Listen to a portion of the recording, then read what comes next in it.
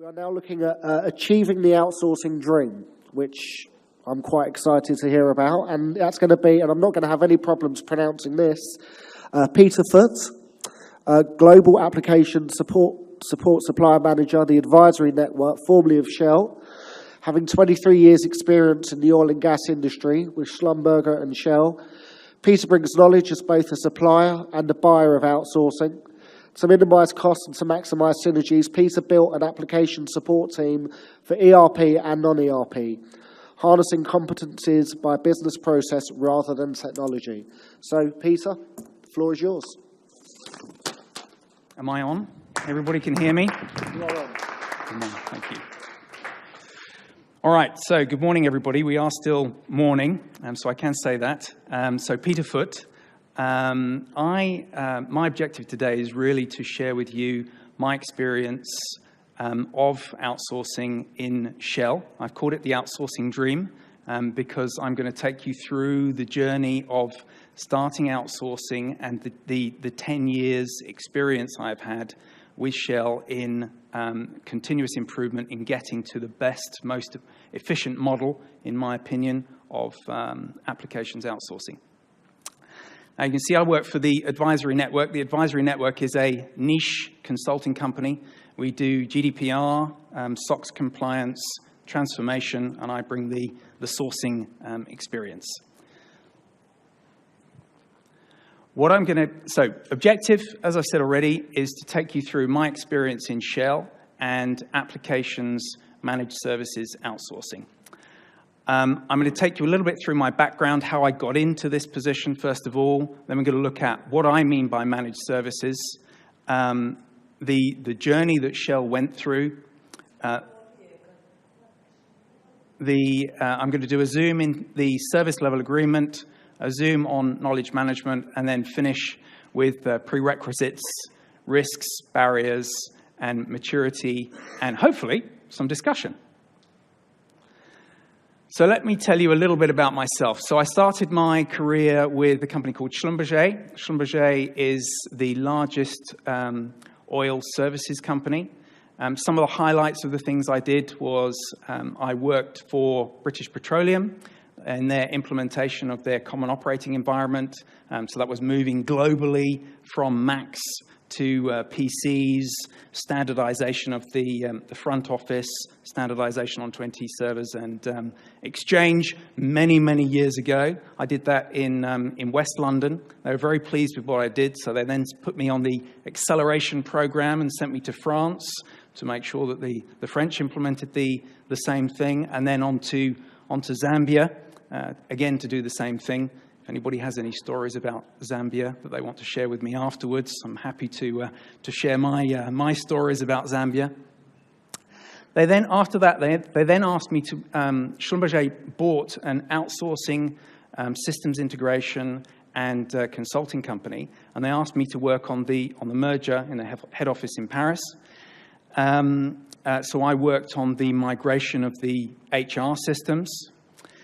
And they then sent me to Brazil, and that was an interesting project because I was sent out there to do my first cost cutting, and I had to fire all of the managers in Latin America and recruit local people, 70 plus people. I had to go through firing. Other great stories. After that, and this is how I got into the applications managed services or application sourcing, I was asked to lead the application support team in Brazil. And again, we were looking for cost savings. And rather than focus on the specific ERPs, which is how things were organized, I reorganized the team to look at the business processes so that each of the teams by business process would look at multiple ERPs, so SAP, JD Edwards, and any local ERPs that they were. And we were able to reduce the critical mass needed to provide support across multiple customers. So the same team were providing support to multiple customers, reducing our critical mass, reducing our costs. At that time, we've got Angola on there. Anybody been to Angola? Okay, so I won't be sharing any experiences of Angola. Schlumberger was asking me to run a project in Angola. I was also talking to Shell, one of my customers at the time, about their application support model in Latin America. And also Schlumberger was asking me to move back to London. To move back wasn't good timing for me. So at that time, I decided to leave Schlumberger. And I gave a call to the CIO of Shell Latin America. And she said, Peter, you know that managed services opportunity we've been discussing and the model we've been talking about? Why don't you come and join Shell and implement managed services for us? So I'm not going to go through my experience of Shell right now, because we're going to come back to that as we go through the journey later on in my slides. But I will come back to that. What I do want to do is look on the right-hand side of the slides there. You've got the savings. Now, these are savings that we got through managed services within Shell over the 10-year period that we've got on the slides there. Now, if you add this up, that comes to around $400 million, a huge, huge amount of money. When we were going to managed services, we would be looking for around 30% savings when we were going from an offshore time and materials model to a fixed price managed services model, or we would be looking for 50% plus savings if we were going for an onshore model to offshore and fixed price managed services. Right, what do I mean by managed services? So I'm talking specifically about application support, and I'm talking about fixed price, outcome-based or unit-based. And in application support, we always did a cost per application or a cost per group of applications. And behind that, with a service level agreement and highly defined KPIs that sat behind the service level, risk sharing, so service credits or financial penalties. In the blue on here, you can see pretty much their ITIL processes, so I'm not really going to talk about those. This one over here, service integration, this was an important one that was added later to the scope of the application support managed services. So imagine the ecosystem of suppliers. You've got an application support supplier for ERP, another one for non-ERP, one for hosting, one for networking, one for end-user computing, each with its own unit price, each with its own contract, each with its own way of being managed. And we added the service integration to the application support supplier because the SLA of the application support was the same as the SLA that Shell IT had with the business. And we did this to allow us to get through and see what was actually happening behind the scenes, to get away from finger pointing, oh no, it's not us, it's the infrastructure supplier, it's the network supplier. The other one I want to talk about on this slide is the discretionary enhancements, different color. And to get there, so one of the reasons for going to managed services was to get away from a time and materials model. We didn't want to manage the resources. We didn't want to manage the attrition. And we achieved that through going through the fixed price and managing to a service level agreement. Now, we had the discretionary, which wasn't part of the fixed price, but on time and materials, and we had a pool of resources doing that. We didn't know how productive they were, and we wanted to move away from having a pool of resources that were there for doing the discretionary enhancements as well. And we heard about function points earlier in the previous presentation. We looked at function points. It was too difficult. And so what we did was we built a model of high, medium, and low complexity enhancements based upon the experience that we'd had so far. And we built KPIs that went with that. And the high, medium, and low pricing was according to the different technology sets. We also used the discretionary for onboarding and offboarding applications into the fixed price. But that model allowed us to move into then other areas of managed services when we wanted to branch out from just the application support. And it allowed us to move into testing. And we also moved into information management. Now, information management, nothing to do with IT. This was for capital projects. And the information managers were, they would be taking documents and linking them together. So you have the side of the hull of a ship, and then you have a bolt, which is what holds the side of the hull of the ship to the frame of the ship, and linking them together so that you've got the easy for the engineers to find. We had 200 people running this, all contractors through 40 different suppliers. And the objective was to reduce to one supplier, reduce that to one location in India, and build a fixed price managed services. We went to market, we did an RFI. Nobody had a clue about doing information management in managed services. So the RFP that we ran was, we had an 18-month time period to get all of the knowledge from those 200 people from the 40 different suppliers offshore to build a critical mass offshore. And then during that 18 months, build the unit prices, and that unit prices was based on our experience with discretionary enhancements, and build an SLA that went with that. One of the key advantages that we found in consolidating everybody in India was that we would have the 200 people and the demand was fairly stable, but the people were changing all of the time. So we were constantly training, onboarding, offboarding people. And by moving it to one location, we managed to minimize the turnover of people and also stop managing the people, spending our time on managing those people in terms of onboarding and offboarding. Right, this slide, I'm not going to go through everything on here. I'm going to choose a couple. These are the considerations that Shell went through in terms of moving to managed services. So what drove us? So I'm going to talk about business case, span and control, and knowledge retention first of all. So where we started, we were already offshore. We had a time and materials model, and we'd have a number of suppliers that were selected. Now, within those suppliers, we would be hand-picking the resources. We would interview the resources, then select the ones for the job, then spend 6 months training them up, a lot of that face-to-face, and then they'd be ready to manage the application.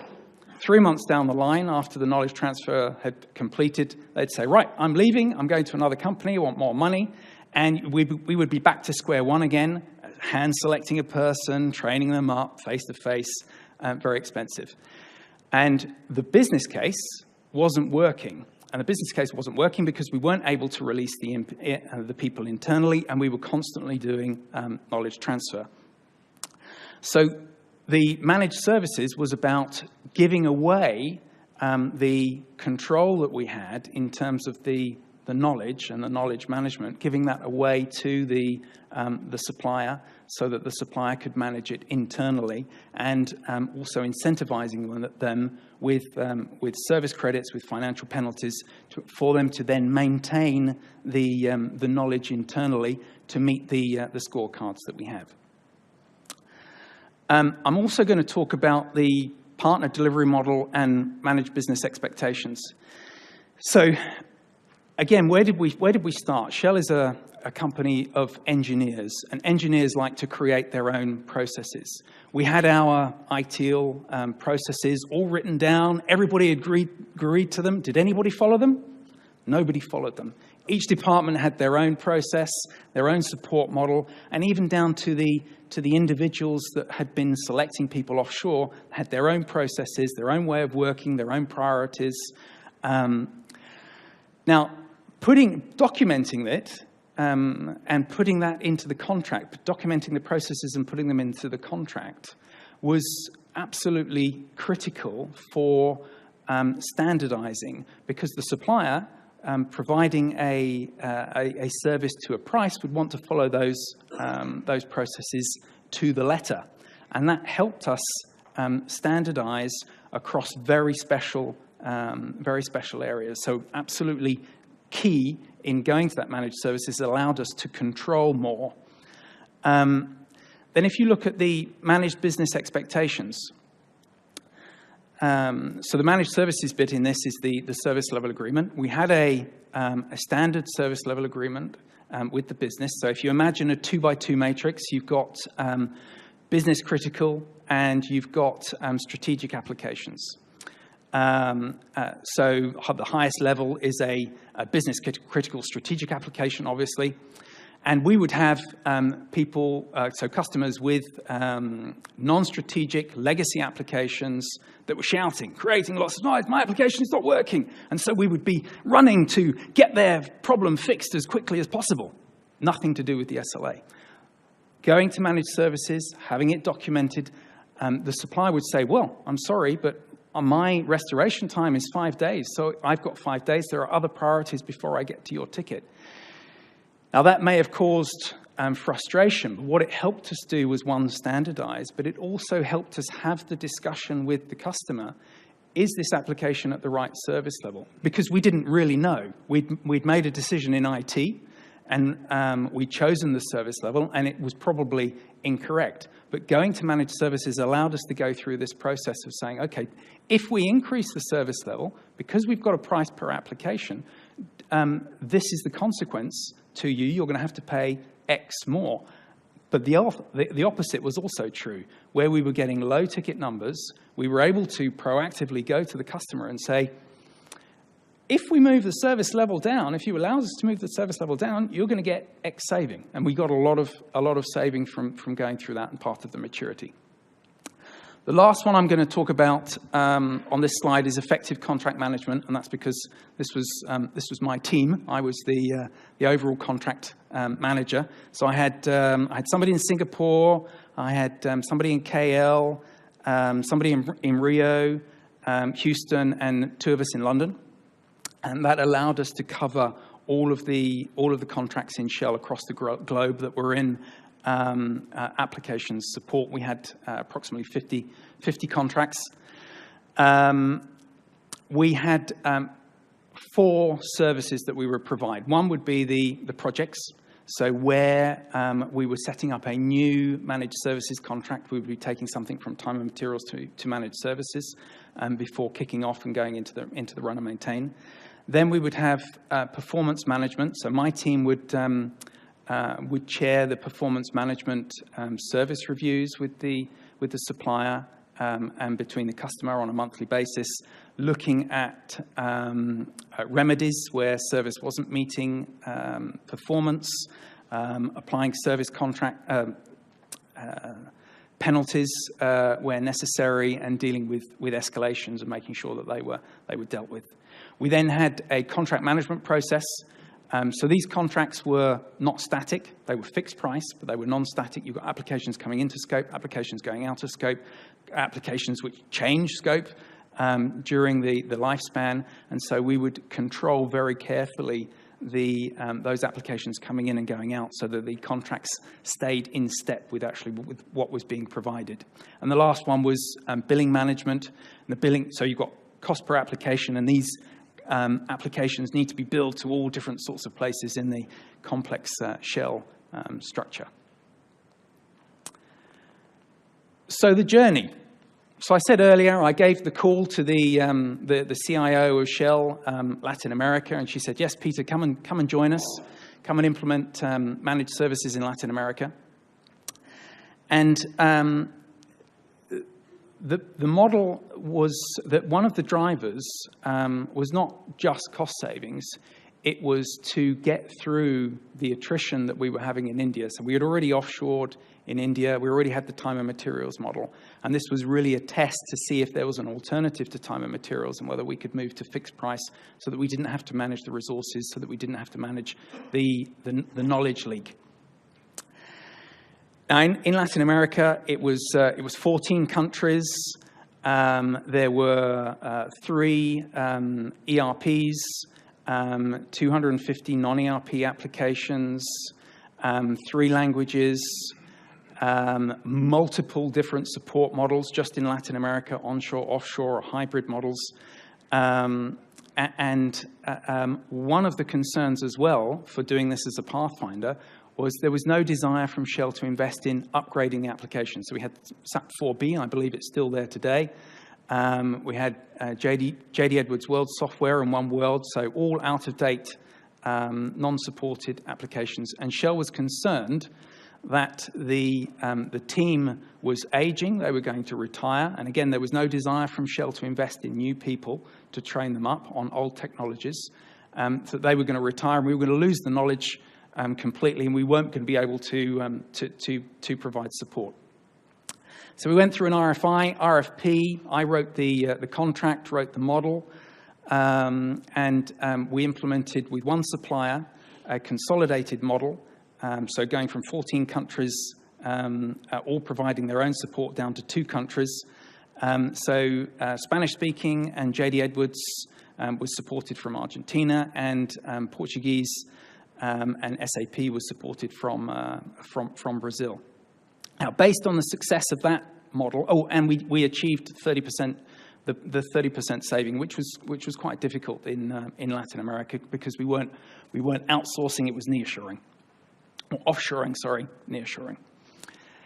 That, based on the success of that project, we then went to deploy across the rest of downstream. Now, one of the contracts I remember in particular was 33 different ERPs and 650 plus non-ERPs.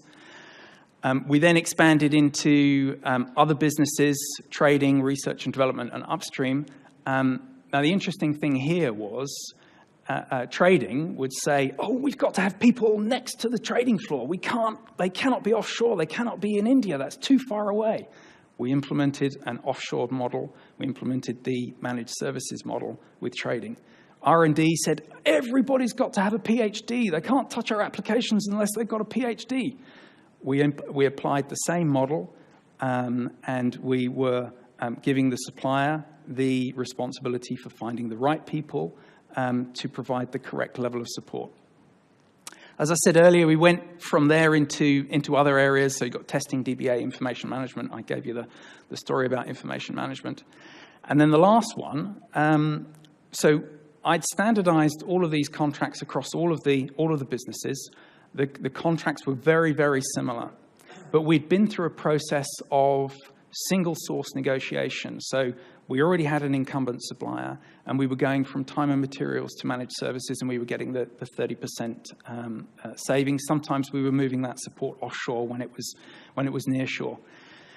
Having standards across the whole organization allowed us then to do a competitive tender. So we pulled everything together, standardized the contracts to the next level, and we did a competitive tender with our suppliers, and it allowed us to leverage even more savings. And I think that last bar in my chart at the beginning was 77 million, and that was from that last RFP. So that's in addition to the savings that we'd got at the beginning. We were able to go the step further and get even more savings. So that's the journey. Now I'm going to do a quick zoom on the service level agreement.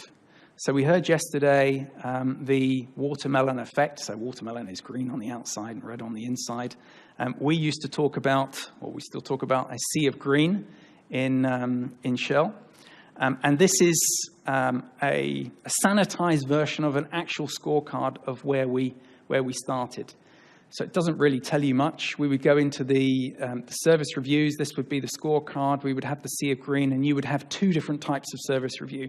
You'd have the one where you'd sit down and say, oh, everything's green, great, okay, meeting over, no value add. And we go into another meeting and say, oh, it's green. But the business is shouting at us, and we've got all sorts of problems, and we would spend the time trying to find who was the culprit, who could we blame for the fact that the customer was unhappy, and we perceived it being red, but the scorecard was actually green. So the application support supplier would be green, networking supplier would be green, hosting supplier, etc. Everybody would be green. Shell would be red. So I mentioned the service integration role earlier. So we added that to the contract of the application support suppliers. And what that actually allowed us to get to was this picture. Again, this is an actual scorecard, but I've taken any confidential information out of it. And you can see we've got two colors here. So if you look at application B there, application meeting service level, it's amber. So that's the service that the customer is actually getting. The end user is actually getting. Their application is amber, so there is a problem there. There's no background color, as you've got the two colors. There's no background color to that. So the application support supplier, in that instance, is liable for a financial penalty. In the majority of the others, you can see that there are background colors. So the end-to-end is the foreground color, the little dot, the circle. So that's the service that the customer is getting. But the actual application support supplier here is green. So we then, with the service integration, we went the next step and we asked them to annotate what was actually going on the scorecard. And you can see that, what is it, application B there, it says 1 ticket breached, took time to perform synchronization for all of the operating units. And then the others, I think pretty much, I was looking at this last night, pretty much all of the others are because there's a project ongoing and the application is in hypercare and it's the project that's actually solving the ticket. It hasn't been fully handed over to the application support supplier. But this helped us go from whose fault is it? Who can I blame? Who can I beat so that my customer doesn't beat me up? To actually being proactive and finding the problem, looking to the application support supplier to see what they can do with the hosting supplier to improve things, and also for us to put in place service improvement plans across the ecosystem. So this very much, that service integrator role very simply helped us drive to this level of maturity. The green background with the red means that they didn't meet the SLA. So no financial penalty. So this one here, so the application support supplier is not on for a service credit or a financial penalty in that one. But we can see that there is noise from the business because it's not meeting the service level. And we can also see what is actually going on there. So you've got, again, I've sanitized this so that there's not any confidential details in there, but it's related to an upgrade during a hypercare period. Yeah. So we know exactly, we can take a very clear action plan to improve things going forward. So clearly on this service scorecard, there was a lot of change going on. Maybe I chose the wrong scorecard, I don't know. Right, I've spoken quite a bit about knowledge transfer and some of the reasons why going to managed services. But this slide is really a reminder for me to share an experience with you. So I'll repeat myself a little bit. We'd gone from hand-picking the resources offshore and spending 6 months training them up, a lot of that face-to-face. We then went to reducing that down. We got it down to, I think, 6 weeks of knowledge transfer, and that would be remote knowledge transfer, so a lot less contact.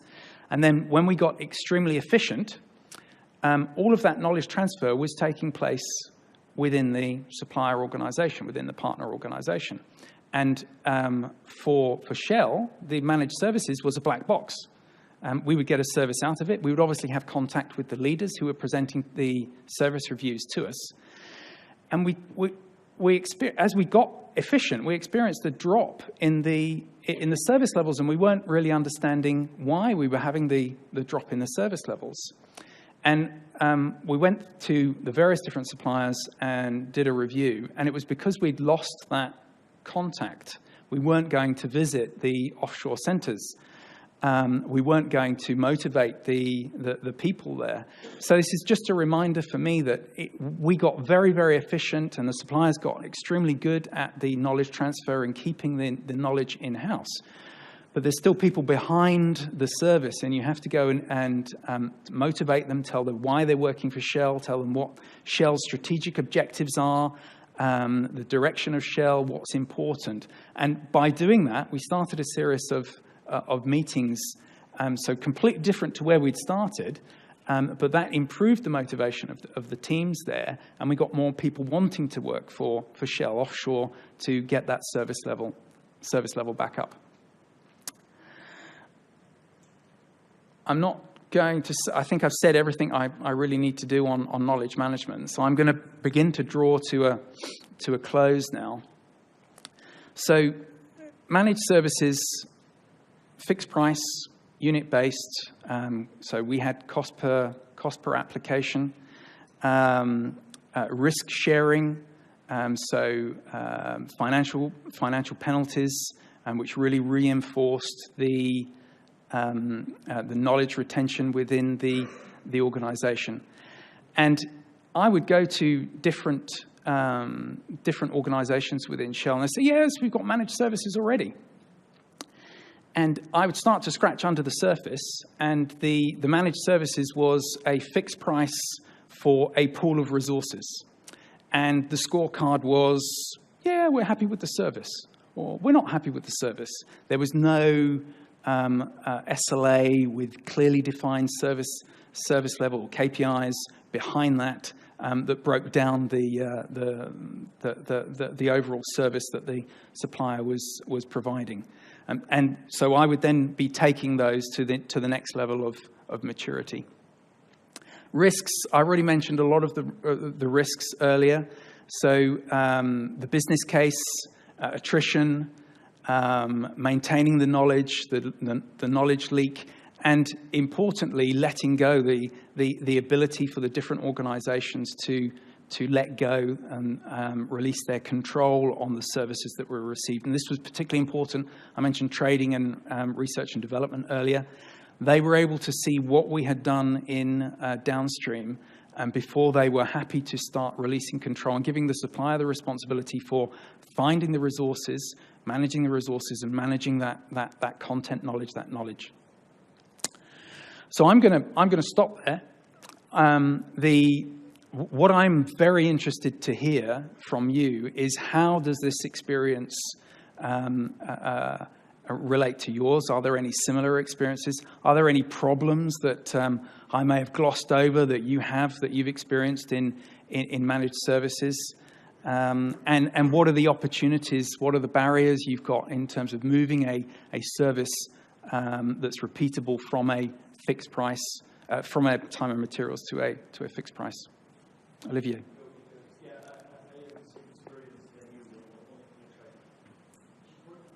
It's not. So, no, I have the same experience, I would say, in implementing also this application managed service. And one of my questions, because we have been facing the same kind of issue and risk, whatever, was also the ratio between onshore versus offshore.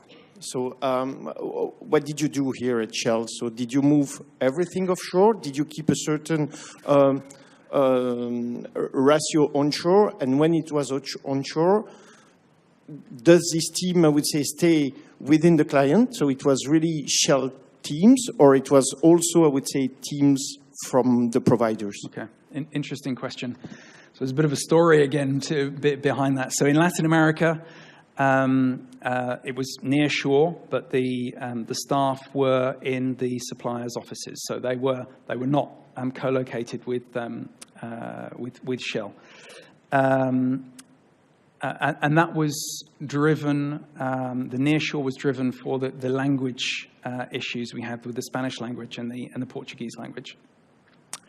Everywhere else, 100% was in the offshore centers. And we started with India. We didn't have the scope coverage to have a follow-the-sun model from India. So we also used the center that we had set up in Brazil for Latin America to actually start providing support to the US time zone. And then also later in the journey, we opened a center again to follow the sun in Manila. Then in the last iteration, so when we went to that competitive RFP to get the next level of maturity, we brought everything back to India, being the cheapest, most flexible center. But so to come back to your specific question, the ratio was 100 to 0. The people that we kept in-house was the contract management, so my team, and the IT manager, the person who is actually responsible for all of those services that a particular customer group is receiving.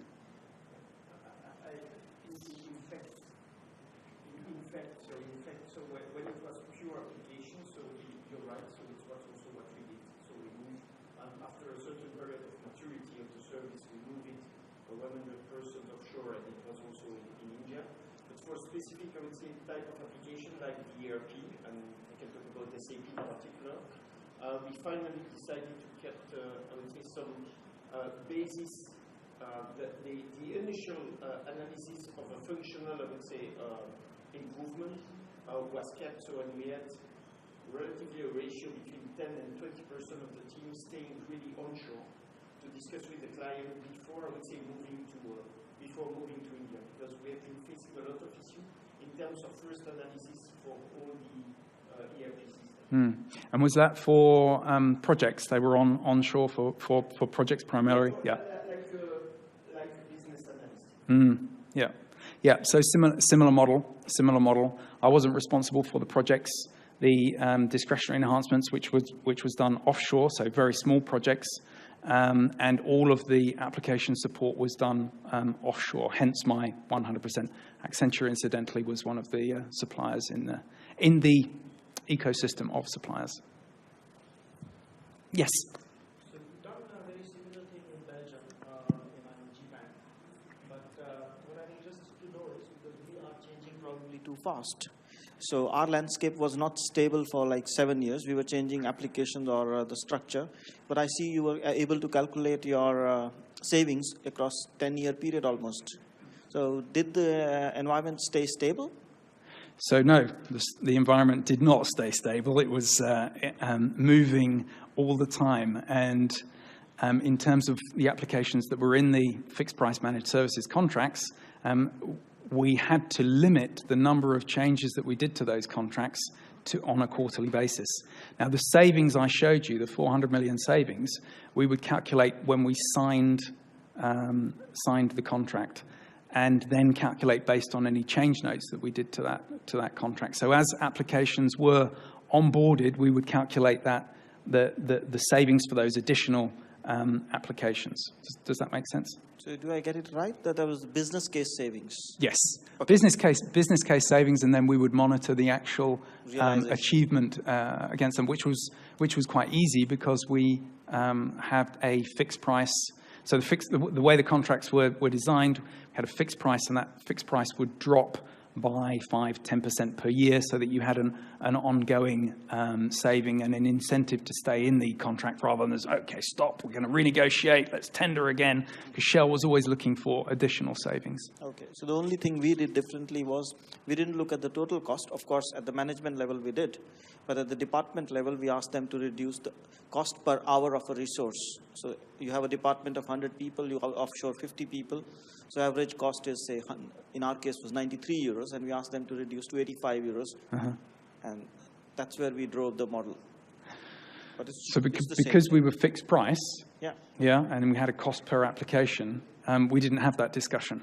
Sure. And it was the advantage for the supplier was they could use whatever resources they wanted, as long as they met the service level, and they could use 100 or 1. I would have this argument with my colleagues in Shell all the time. We don't care. Yep. We don't care. We want them to deliver a service, and that's really what we got. And we got that service delivered to the price and the service level agreement. Yeah. We were not so mature enough because it was the second wave of outsourcing, so people wanted to be in control. Yeah. It was so you weren't mature enough. We weren't mature enough either. it was a very long journey. And I think that, so the outsourcing dream is because I've had the opportunity to work through all of this over a 10-year period and see the continuous improvement and work directly on that continuous improvement, working with the suppliers to make sure that we get to the top level of efficiency. And when I think that we started and every department had their own process, and we got to a standardized process, same SLAs, all of the applications with a cost per application, it is quite amazing in an organization like Shell. But it was a long journey. Okay, thank Are you. we out?